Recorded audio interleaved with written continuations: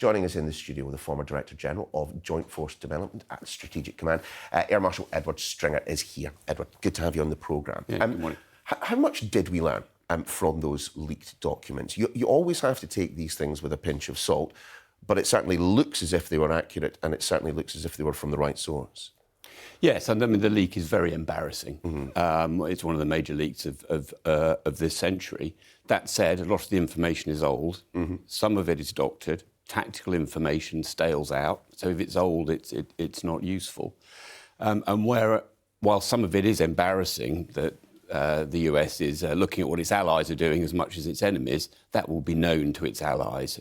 But it's embarrassing to have it put out in the public domain. But just in terms of your assessment of the ebb and flow of this particular conflict, the documents suggest that the Ukrainians are perhaps not as on the front foot as many people had hoped and indeed believed.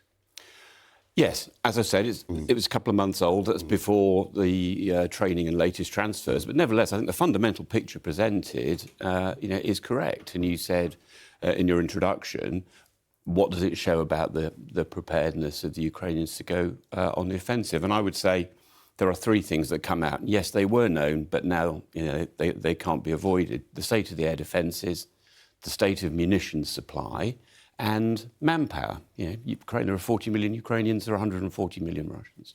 Is it anything more than an embarrassment for the government that the information appears to have been leaked, that we do indeed have boots on the ground, that special forces operatives have been inside Ukraine and will continue to be inside Ukraine?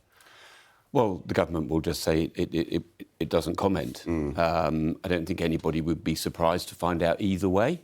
The government won't comment, and having as Director of Operations been involved in such things in the past, I know why we don't comment, so I won't speculate now.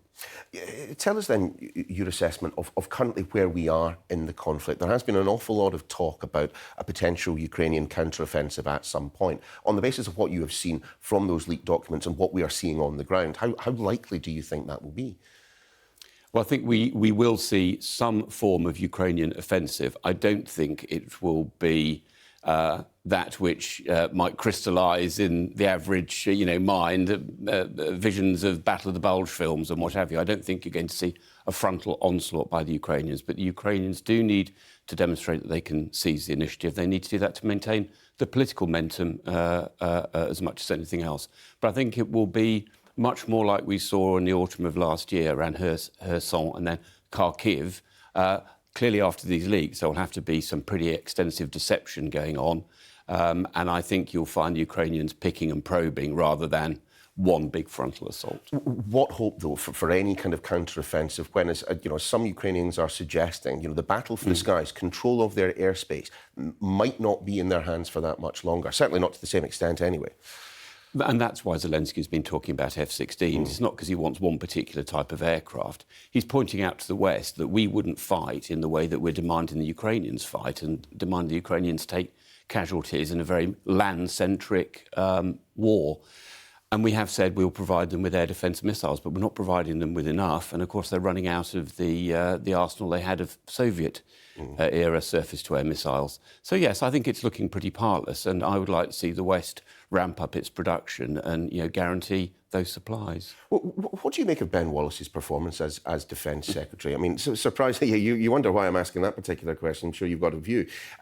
Certainly amongst Conservative Party members, he is incredibly popular. I'm not so sure that popularity necessarily extends quite so far into your world.